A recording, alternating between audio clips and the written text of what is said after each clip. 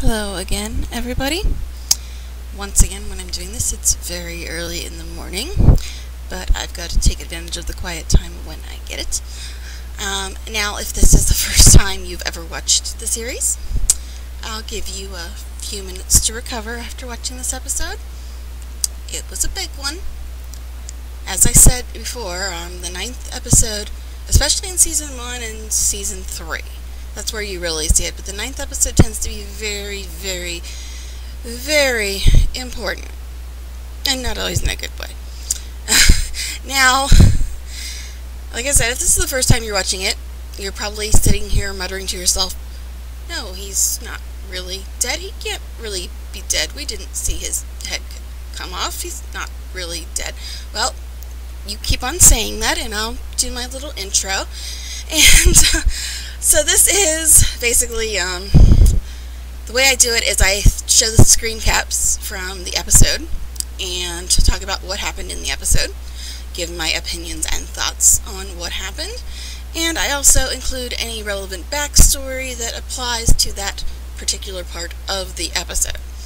And in case you're wondering, I have only read the first 2 books, and I didn't read them until after the show started, so I'm not one of those book people that will sit there and complain about the show the whole time, or make a bunch of book comparisons, so you don't have to worry about that, or me giving away spoilers. Now, I also don't even I try not to even give away spoilers from later episodes, because I do these as if it is your first time watching the show, even though I know most of you have seen where the show is now, which is at the end of Season 4. But anyway, just to give you a background, that's how I do my reviews. And this is for the 9th episode of Season 1. It's called Baelor. Yes, this is only Season 1. So anyway, we only have 1 episode to go after this, so let's get into this one and talk about what happened here. The episode starts with Ned still in his cell, and Varys comes to see him once again, and tells him that Sansa came to court to plead for his life, and Ned asks, so did you laugh with everybody else? And Varys said, no, your death is the last thing I want. And he goes into the story talking about how he spent his youth as an actor, because Ned asks him, well, what do you want, you know? He said he spent his youth as an actor, and every man has a role to play. And Varys says his role is to be sly, obsequious, and without morals. And he says he's a very good actor. So that tells you a little bit of what you need to know about Varys. He pretends that he's this untrustworthy person that nobody wants to ally themselves with, but he really wants what's best in the long run. So, yeah, and Ed asks if he can free him, and he says, will I free you? No. And he says he just wants peace, but Robb went to war to save Ned, and Stannis is actually the one that Cersei's worried about. She's not even worried about Robb at this point, because Stannis is he is the next one in line after Robert, if you don't count his incest kids or his bastards. So, he says that Stannis is a proven battle commander, so that's why Cersei's only worried about him. And he once again says that it would be a shame for Ned to throw his life away after Sansa pleaded so sweetly. And Varys again tells him he needs to make peace with the Lannisters, and tells Ned that he just wants him to serve the realm, and that he can go to the Wall and live out his days there. And Ned responds with, you want me to give up my honor because you think my life is some precious thing to me? And Ned says that he grew up as a soldier, not an actor, so he learned how to die a long time ago. His life's not something that is that precious to him. And when Varys hears this, he responds with, what about your daughter's lives? Or your daughter's life, because Arya's still missing. He said, what about your daughter's life? Is that some precious thing to you? In other words, in order to save her, Varys is saying, you have to lie. It's the only way you're going to save your daughter from these Lannister people. And with that, Varys wanders off again, and that's our first scene. So, after that, we go back to Robb's war camp, and we see the ravens, and Theon's shooting down these ravens. They're outside the Twins, which is Walder Frey's homestead, and Theon is shooting down the ravens, so Frey doesn't give any information to the Lannisters, so as you can see, they don't really trust Walder Frey that much to not turn on them, and side with the Lannisters instead. And Catelyn has this line where she says, "Expect nothing of Walder Frey and you'll never be surprised." Anytime you hear them talk about Walder Frey, pay a lot of attention, because Walder Frey is going to come into play later in the series, so pay a lot of attention when they talk about him. I mean, you don't think he's that important when you watch the first season, but he gets very important later, so pay a lot of attention when they talk about Walder Frey. And Theon is saying, oh, they should just take the Twins from Frey, and that's how they'll cross the river. And Catelyn reminds them that the Freys have run this place for 600 years, and never once have they let anybody across without expecting something. And Robb says that Father, Ned, would do whatever it took to cross, and Catelyn decides that since Walder Frey is her father's bannerman, that she's going to go and try to negotiate with him. And her reasoning behind this. Now keep in mind, this is kind of a lot like what she said about Peter Baelish when we first meet those two together in the brothel when she's talking about the dagger. But anyway, she says that because Walder Frey is her father's bannerman, that she doesn't think that Frey would ever harm her. And then somebody else, I believe it's Great Jon or Roderick, I'm not sure if they're on camera at the time, but it's either Great Jon Umber or Roderick Cassell, the Stark captain at arms, and they say, yeah, he'd never harm you unless there was a profit in it. And keep in mind, the ones that they're going up against are the Lannisters, the richest people in the kingdom. So nobody trusts Walder Frey. Nobody.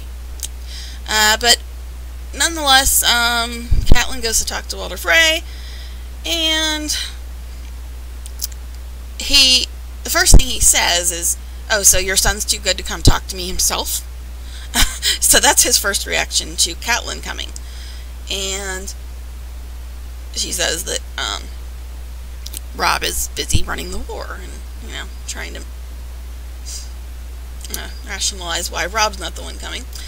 And you see in this scene that Frey has got hundreds of kids on all sides. He's got a ton of kids. The story is he's like 90-some years old, and he's had like 8 wives, and they all kept having kids, as well as he's got a bunch of bastard children. So he's basically got like 90-some kids. And so he's got a lot of kids. And he finally, gives into treating with Catelyn and kisses her ring. And the whole time he's like perving on his newest wife, his 8th wife, Joyeuse. She's like 15 or something, he says. And he's talking about, oh, all that sweet honey is just for me or something. He's just a big old pervert. I guess that explains why he has 100 kids. But anyway, and he goes back to his inferiority complex, telling Catelyn that, your father didn't come to my last 2 weddings, and your family's always looked down on me, and they wouldn't marry any of their Tully children to any of my kids. And Catelyn tries to explain that her father's very ill, and tries to, get around the things he's saying, not really giving any reasons why her family's never wanted to ally with the Freys. But anyway, she goes into telling him that her son has 20,000 men, and they're right outside, and that's why he should help them, because her son does have an army, and he's got the ability and the people to continue this war. And he says, oh, 20,000 men, they're going to be 20,000 corpses when Tyrion Lannister gets here. So, yeah. And he points out that he already knows that Ned's a prisoner, and he says that Robb's too young to lead an army. And, you know, he's still talking down to her. And he has an inferiority complex at the same time, so he's back and forth. But, Catelyn just tries to brush off all the stuff he's saying. And she reminds him that he swore an oath to her father, and it's his duty to help with this war. And he needs to send his army to help them and let them cross the river and all this other stuff because it's his duty to her father. And he says, yeah, I swore an oath to the crown too.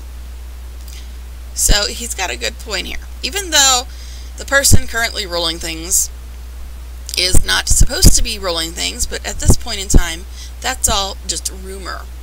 Because remember, the only people that really knew this are the people at court and Stannis, if he ever receives Ned's message.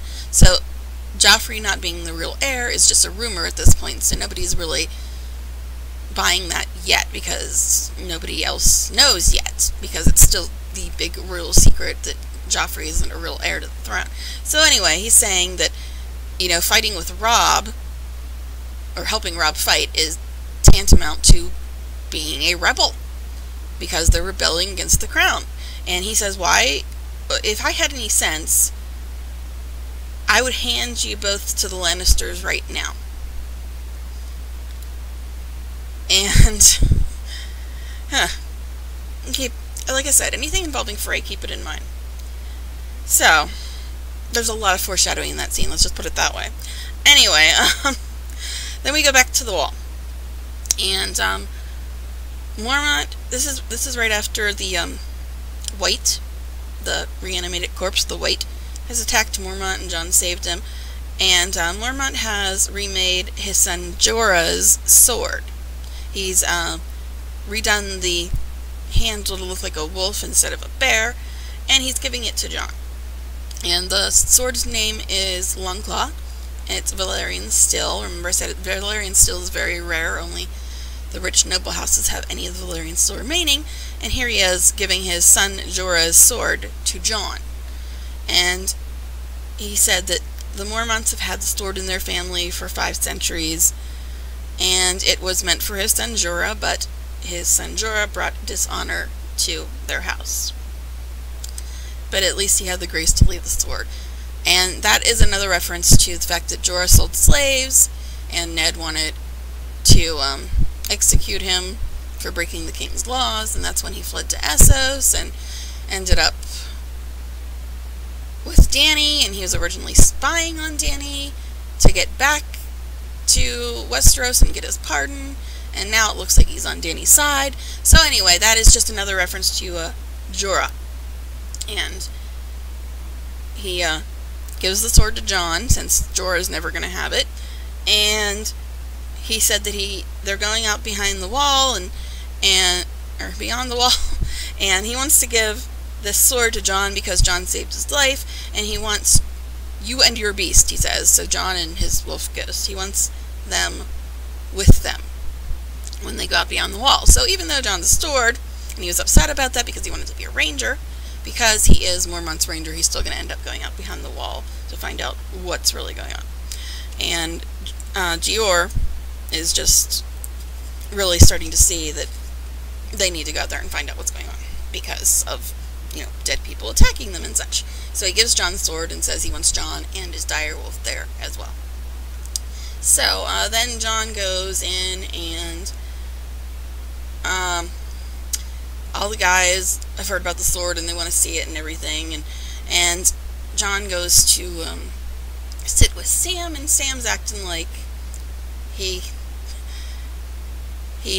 wants to say something, but he's not saying it, and Jon sees this immediately, and he's like, okay, tell me. So that's when Sam, he apparently has, since he's a steward for Maester Aemon, he sees Maester Aemon's messages, and he sees the message about Robb going off to war.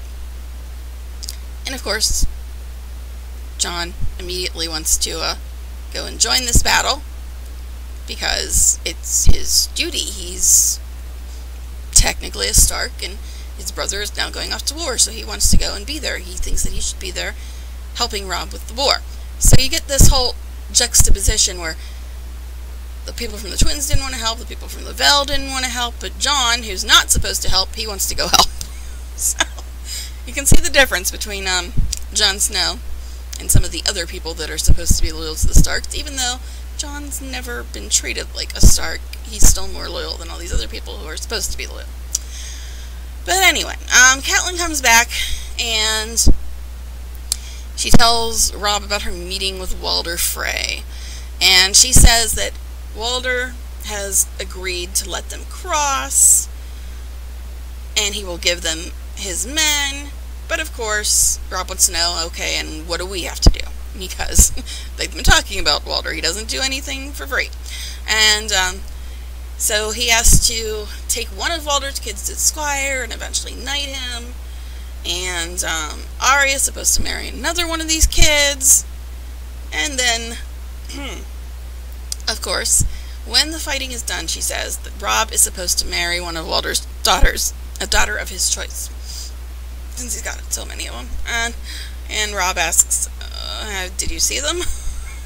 Because, I mean, he's not saying no right away, but he's like, did you see them? And Catelyn says, oh, one was okay. We didn't actually see the one pretty one here, but she says one was okay. And Robb says, well, can I refuse? And she says, not if you want to cross. So basically they gotta take one as a squire, marry one to Arya, and marry one to Robb in order to get across and get Walder's help. That's the deal. So, anyway, that's what's going on there. So they're gonna get across, but it's gonna cost them. Now we go back to the wall. And this is right after Jon has heard about Robb going to war, and Maester Aemon calls him. And this is where we get a lot more information about who Maester Aemon is. And he starts out the conversation by asking Jon if he ever wonders why the Night's Watchmen don't have wives or kids. And he says that that is because their duty to the wall must be the most important thing to them. And he says that love is the death of duty. That is a line he has in this scene. So in other words, if you love people, you're not necessarily going to do what's right. And he asks if Ned had to choose between honor and the people he loves, which we're seeing from the beginning of the episode. That's exactly what's happening to Ned right now. So you can definitely see the thread going through this episode. He said that if Ned had to choose, what would he do? And Jon said, oh, he would do what's right. And Maester Aemon says, then he's one man in 1,000. Because there is no other man that would throw the people he loves to the wolves just for the sake of honoring some oath or whatever. And he says that it's easy to do your duty when there's no cost. So again, cost and duty, we're getting a big theme here. And he says that honor comes easy when there's no cost. And then he goes into telling a little bit about himself, and he says that the gods were cruel when they tested his vows.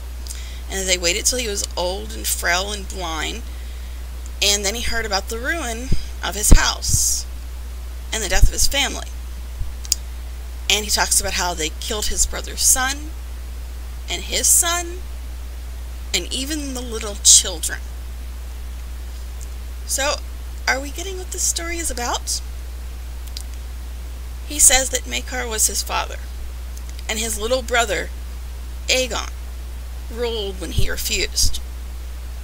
And then his son Aerys, the Mad King, ruled. So he is the, he is the uncle, the great uncle of the Mad King. He is Aemon Targaryen. That's who this guy is. And he actually was in line for the throne before the Targaryens were put down. And he gave that up to go to the wall. And then years later, like 17 years before the show starts, is when Aerys and his oldest son, Rhaegar, and Rhaegar's wife, and Rhaegar's 2 little kids were all murdered because of the war that Robert declared on the Targaryens and wiped them all out except for the 2 that got away. So that's who this guy is. He knows all about what he's talking about. And Jon gets it now. He's like, oh, okay, this guy does know what he's talking about. And he did give up on his vows, or his honor, or his love of his family to do his duty. So anyway, now we go back to the Dothraki horde traveling towards the sea to be where Drogo plans to go across the sea and get Dany's throne back for her. And things aren't going well. Remember, Drogo had gotten injured, and then that Lazarine holy woman who Dany saved from the raiders, she dressed his wound. Well, it doesn't appear to have worked, does it? He's so sick at this point. The infection is so bad that he's falling off his horse. And this guy, I can't for the life of me remember his name. I will find out, I promise. But the long-haired guy who's like one of the second in command after Khal Drogo, he says a Khal who cannot ride is no Khal. And Dany wants them to make camp so that Drogo can rest. And she says, oh, he's just tired. They just need to rest. And he tells her that he doesn't take orders from a woman. And so even though Dany's the queen, he's still not listening to her because Khal Drogo fell off his horse, and they have no respect for him at this point because they think he's not a warrior anymore, he's not a king anymore, and they're not going to listen to his wife either. And she tells them to bring that holy woman, Mirri Maz Dur, who dressed his wound, to come and tend to him because he's obviously not doing very well. And of course they're not wanting to do this either, and again she tries to do what Tyrion does to some extent. Tyrion's always saying, oh well, if you do what I want, then my father this and my father this. Well, she's basically doing the same thing except with her husband. She's saying, no, you're gonna bring her to me or Khal Drogo will hear that you defied me. So that's where that scene leaves off. And then we go back to Tywin Lannister's camp, and he finds out that Robb is crossed with the Frey's men. And Tyrion comes in and he says that he hopes that Tyrion's savages, the hill tribes that from the Vale that are following Tyrion around at this point, he says that they'll be of some use, or they wasted good still on them, because apparently they gave them weapons and stuff like Tyrion promised them, because a Lannister always pays his debts. So anyway, they're talking about having the hill tribes fight with them, and Tywin says that they're going to be on the front lines, the vanguard. And Tyrion's like, are you serious? Have you seen these guys? I can't tell them what to do. I mean, especially now that they already have the weapons and everything, they're not going to listen to me. And Tyrion says that if soldiers are undisciplined, it's their commander's fault. So, still talking down to Tyrion, as Tywin always does. And Tyrion says, well, surely there's ways to have me killed. Because he's putting on the vanguard with the hill tribes, because of course the hill tribes won't do anything without Tyrion there, because they still want the Vale too, which Tyrion promised them. And he says, surely there are ways to have me killed that are less detrimental to the war. So Tyrion knows that he's probably not going to live through this battle, and putting that out to his father, even though obviously his father doesn't really care, because it's one thing that becomes clearer and clearer as the show goes on. Tywin really has no respect or love for Tyrion in any way, and we see a lot of that. And of course Tyrion knows that too, and he's trying to say, well, I know you don't love me, but this is going to cost you the war if they don't do what they're told, and that's probably not a good thing for you. So he's trying to weasel his way out of it, but Tywin's not hearing any of it. So then Tyrion leaves. He says he's lost his appetite after he hears that he's supposed to be in the vanguard of the hill tribes. Sorry, I had to stop the recording for a second. But anyway, Tyrion leaves. He's not happy about this revelation about him being on the front lines, and he goes back to his tent. And when he gets back there, finds out that Bronn has brought him a prostitute. So this is where we first meet Shae. And Tyrion asks Bronn where he found one so pretty at this hour, and Bronn says that he stole her off of another soldier. And Tyrion's like, oh, and he had nothing to say about that? And Bronn's like, oh, he said something. That's all he says. Typical Bronn in his comic relief. But anyway, so Tyrion says, well, I guess that's fine because the odds of me living long enough for this other soldier to retaliate against me have just dropped drastically. And that's when he tells Bronn that they're going to be in the vanguard. And after hearing this, Bronn's like, I think I'll go find my own prostitute. And gets up and leaves. So Bronn's pretty much accepting that, oh, he could die too. But whatever. Typical Bronn, whatever. So anyway,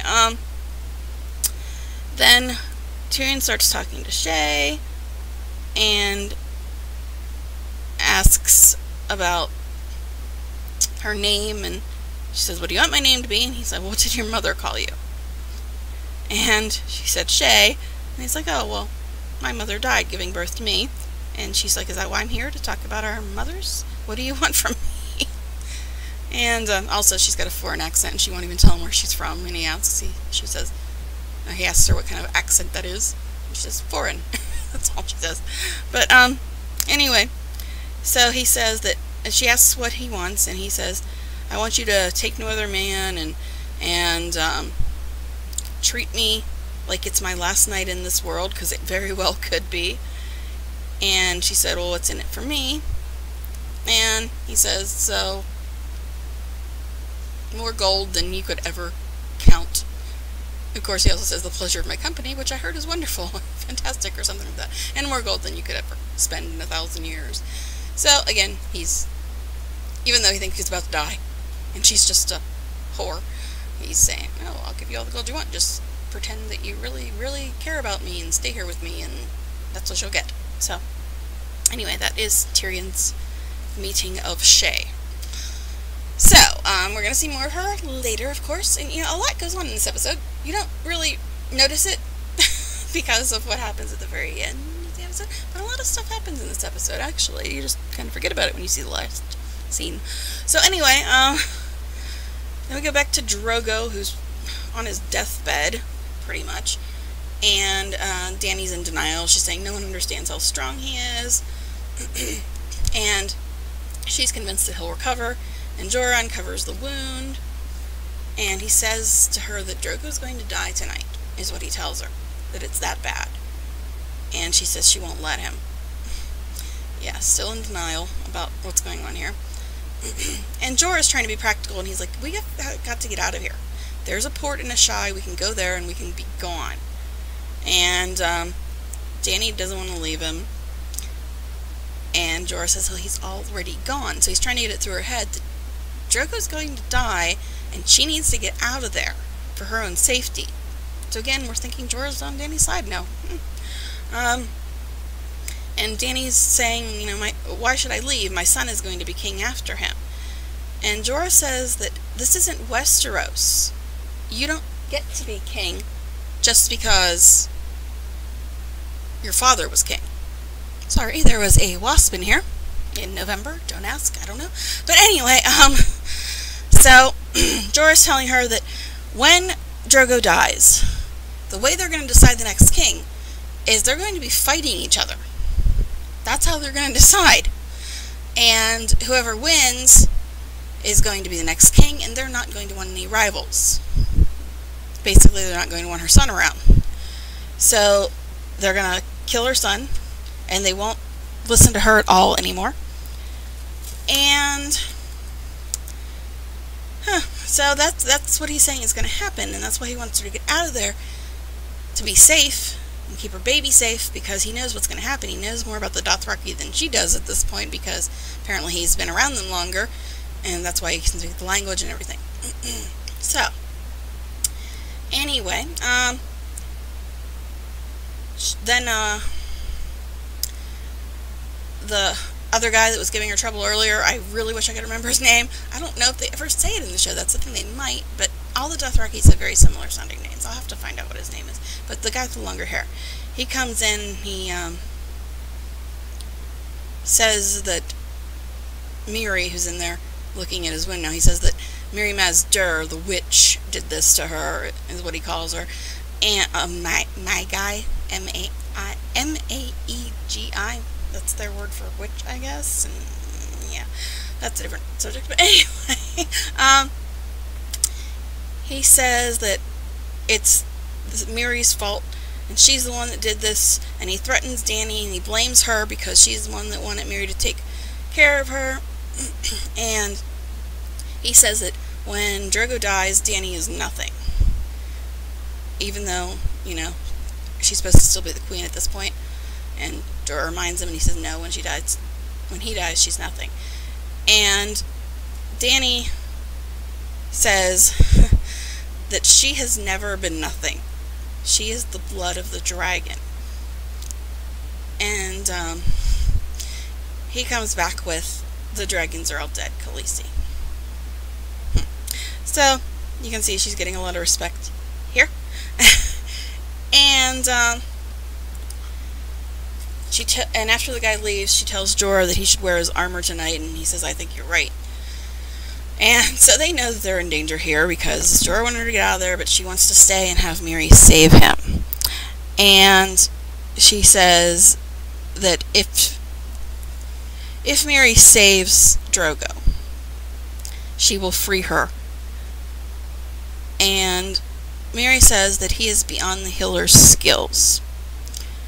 And Dany says, well, you must know some magic, some spell. And Miri says that there is a spell, but some would say death is cleaner, because it's a bad spell. And Dany tells her to just do it, just save him. Use whatever magic you have to and save him. And Miri says, oh, there's a price. And Dany says, you can have whatever gold you want, I don't care, just save him, pretty much. And she says, no, this isn't about gold. Only death pays for life, is what she says. And, in other words, she can make him live, but somebody else will have to die in order for him to live. And Dany says, do you mean I'm going to have to die in order for him to live? And she says, no, not your death.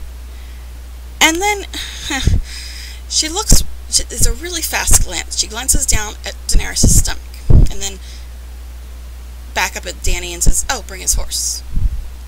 So, yeah. She tells him to bring the horse, so Dany assumes that it's the horse is going to have to die in order to save Drogo, and she's like, okay, that's not so bad. Bring him on the horse. So they bring the horse into the tent, and the horse doesn't want to come. It knows what's going on. You know, animals in their sixth sense. Not even just the direwolves, but all of them. And Ricaro comes in with the horse, and he says that they can't do this. It's blood magic, and it's forbidden. And Dany's not listening. She just wants to save Drogo, and she thinks that if all she has to do is let the horse die in order to save Drogo, then it's worth it. So Miri says, once I begin, nobody can enter the tent, and she says the dead will dance here tonight, is what she says. So Dany leaves Miri to do her thing, and she cuts open the horse's throat and gets blood all over Dany before she leaves.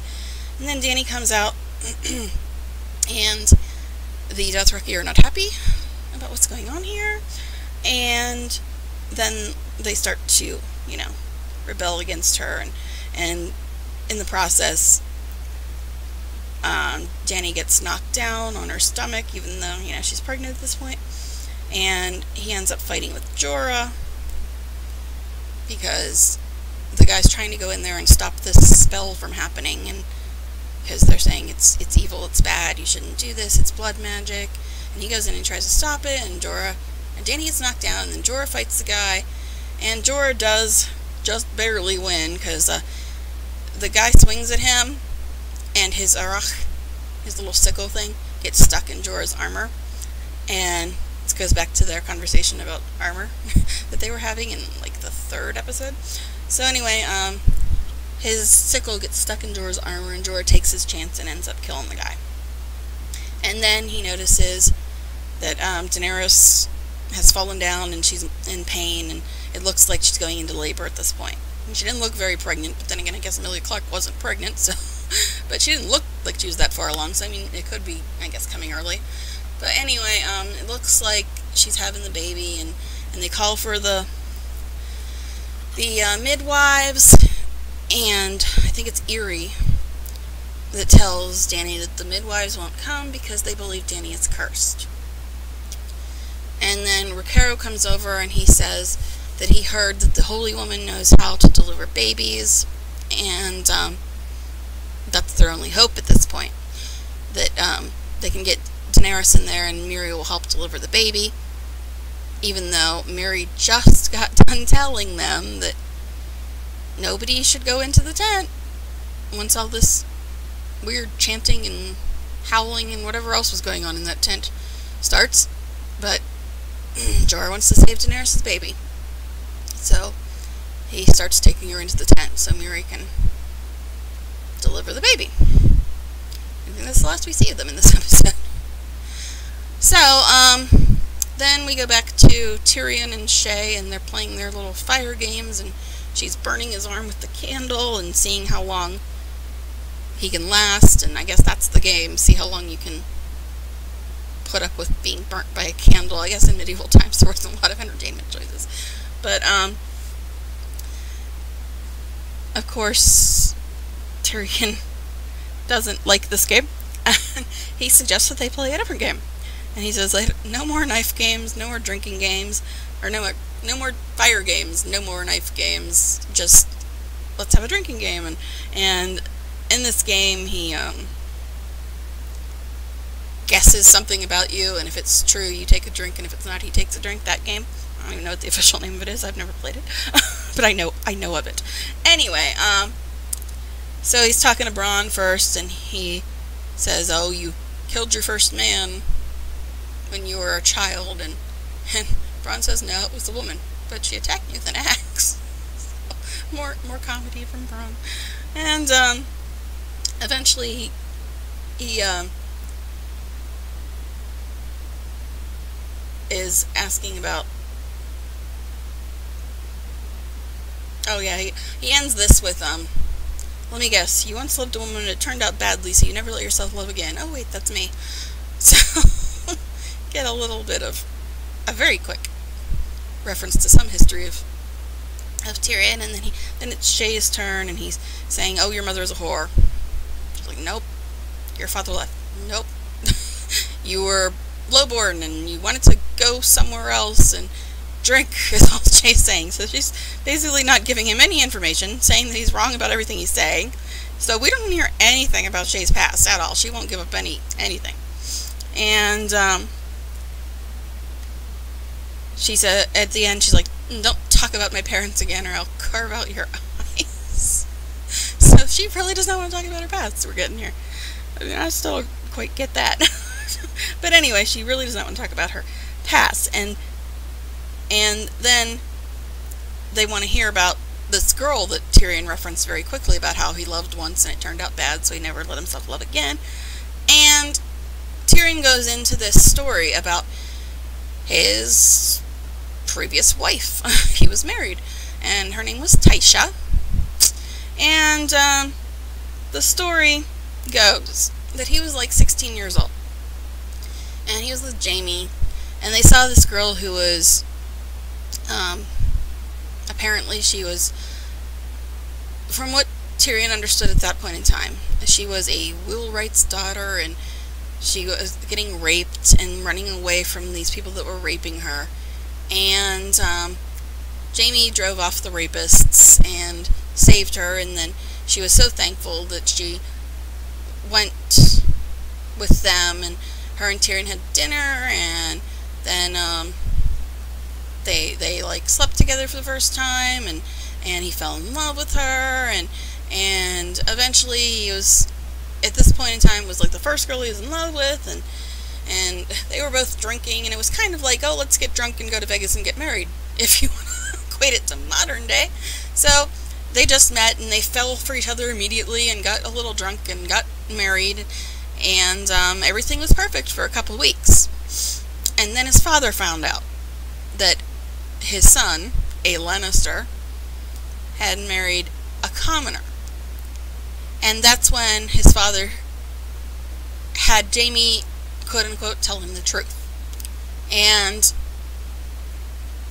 then he gets the story that she's really a whore, and she was never really in love with you, and Jaime hired her just to, you know, make you lose your virginity, and he thought it was about time, and she wasn't really into you, and nothing was real, and none of it was actual love, and she didn't care about you. And then to top it off, Tywin had all of his men sleep with Tysha in front of Tyrion and give her money in front of Tyrion to prove that she was this whore, and that Tyrion was stupid for falling in love with her, and all this fun stuff.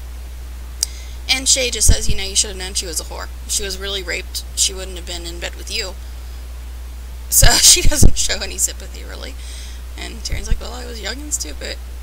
That's all he says. And Shay says, you're still young and stupid. But anyway, they end up going to bed after all that, and Bronn comes in, wakes them up, and apparently the battle is starting. The battle with Robb. And he comes in and tells Tyrion that he's sleeping through the war, and Tyrion tells Shay that if he dies, weep for him, and she says, you'll be dead, how will you know? So she's really easily moved, isn't she? So, then Tyrion gets his helmet out, and goes off to fight in the war, as he was instructed earlier in the episode. So, we see him going out to start the war, and he talks to his hill tribes, and they're going out there to fight, because remember the scout from last episode came back and told Tywin that all 20,000 of his men were coming for him? Well, this is supposed to be that fight. So, after a quick little chat with the hill tribes, they head off to battle, and almost immediately Tyrion gets knocked down and knocked out, and just everybody just tramples over him and goes off to war, and he's just left there. So he doesn't actually even get to the battlefield. And there's a funny part where Bronn tells him to stay low, and nobody will notice him. It's like, stay low? Really? And Ron says, nobody will notice you, and well, if you're lucky, nobody will notice you. And Tyrion says, oh, I was born lucky. So nobody ever notices him, is what he's saying. And then we flash forward to Tyrion waking up, and the fight is done. And Bronn tells him, hey, we won. And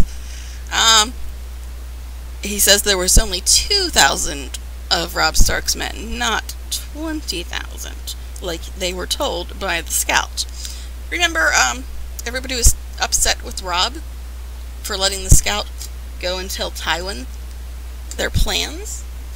And, like I said, Robb had a plan, and they didn't even know about it. So, Robb basically told Tywin that all 20,000 of his men were coming for him, but it was only 2,000 men that came after Tywin.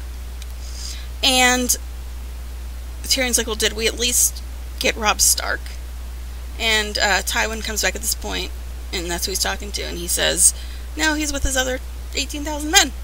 So, and then we see what the other 18,000 men were doing.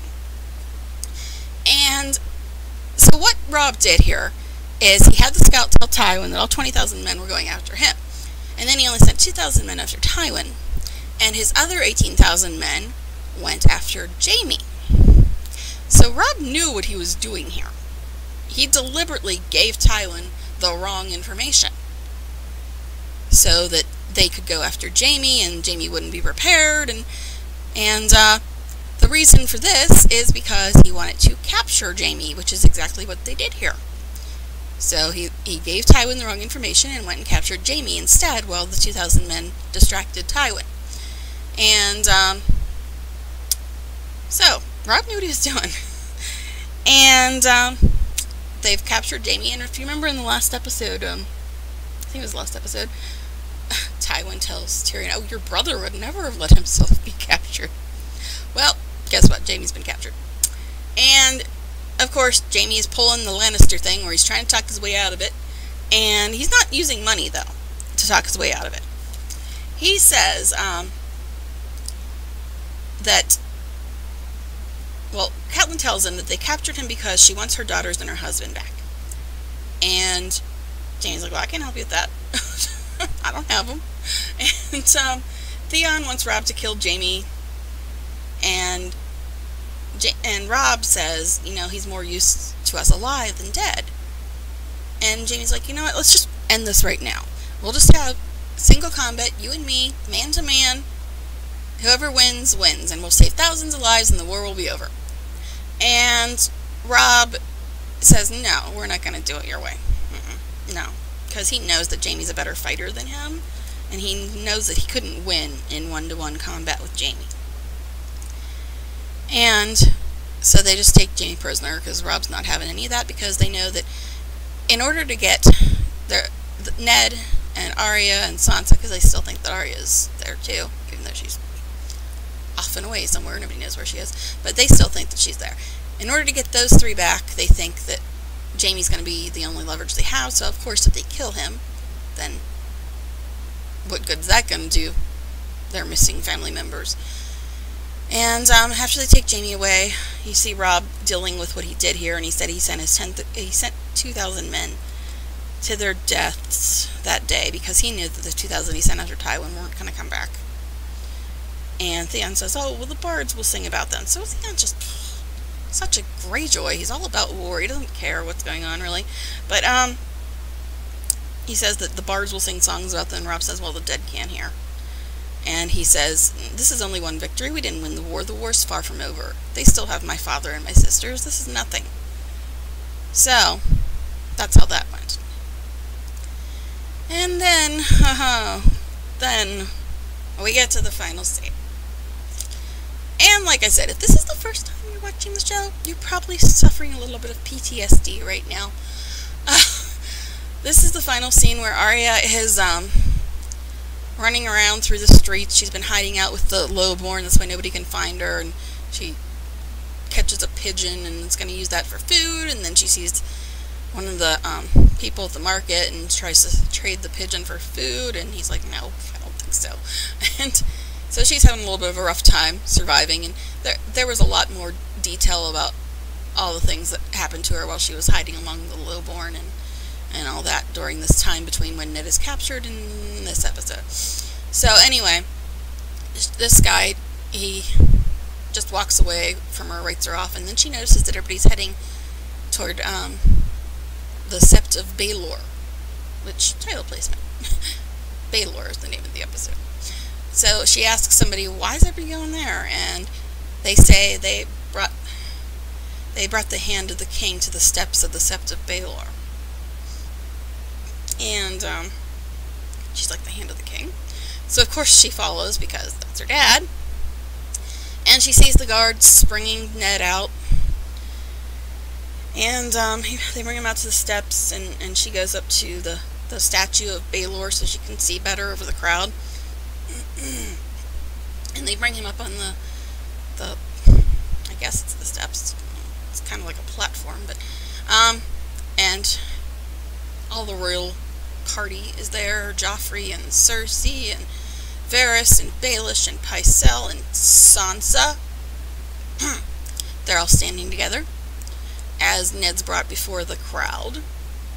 And this is after, well, as he's going through the crowd, he notices Arya, and he sees Yoren and tells Yoren Baelor, and to point out that Arya's there, and he wants Yoren to, like, take care of her because he trusts Yoren. And he wants Yoren to go and grab Arya before anybody else sees her. because, you know, they would want her prisoner too if they saw her. So he tells Euron to go after her and make sure they don't find her in his own little way. I mean, all he says is Baelor, but you get the idea, and Euron gets the idea. But, he's going up the steps, and Sansa's smiling like everything's okay because, you know, Joffrey promised that he'd be merciful, and Joffrey's her Prince Charming. And, of course, he would be not lying to her, right? Because Joffrey's her perfect little prince. Yeah, Sansa, whatever. Anyway, so they're doing this whole thing, and Ned confesses to his treason to save his daughter's life. He says that how he conspired against Robert to steal the throne from Joffrey when Robert was not even cold in his deathbed yet, and he's a terrible traitor, and he confesses his crimes and all this other stuff. And Pycelle says, oh, the gods are just, but they can also be merciful. And then Joffrey starts talking, and he says, my Lady Sansa and my Queen Mother want me to send this traitor to the wall. They've begged mercy for him, is what Joffrey says. And then he says, oh, Joffrey. Then he says, but they have the soft hearts of women. And he says, so long as I am king, treason shall never go unpunished. So yeah, guess what, Sansa? Your Prince Charming lied to you. Are you surprised? Of course you are. You're Sansa. But anyway, so yeah, he says, treason shall never go unpunished. And so, in other words, he's not going to send Ned to the wall. He's going to punish him as a traitor. And he finishes his little comments with Sir Ilyn, the executioner, Long Tongue. He ends with Sir Ilyn, bring me his head. And the whole time, after this happens, even Cersei, I mean, Sansa's screaming, no, no, and Arya's getting upset, and they're like, oh my god, what's happening here? He said mercy, be merciful, and even Cersei is saying, this is madness, you can't do this. So even wicked bitch Cersei is saying, no, Joffrey, do not do this, do not kill Ned Stark, this is insane, you cannot do this. But of course, he's not listening to anybody, because as his mother taught him, he's the king, and he can do whatever he wants. Biting you in the ass, ain't it, Cersei? You told him he could do whatever he wants, and that includes not listening to you. So, yeah. That's what happens when you give a little incest baby teenage boy all this power. This is what happens. Huh. Yeah. Good job, Cersei. Mother of the Year. Now her son is such a monster, he won't even listen to her. And he says, bring me his head. That's it. That's all.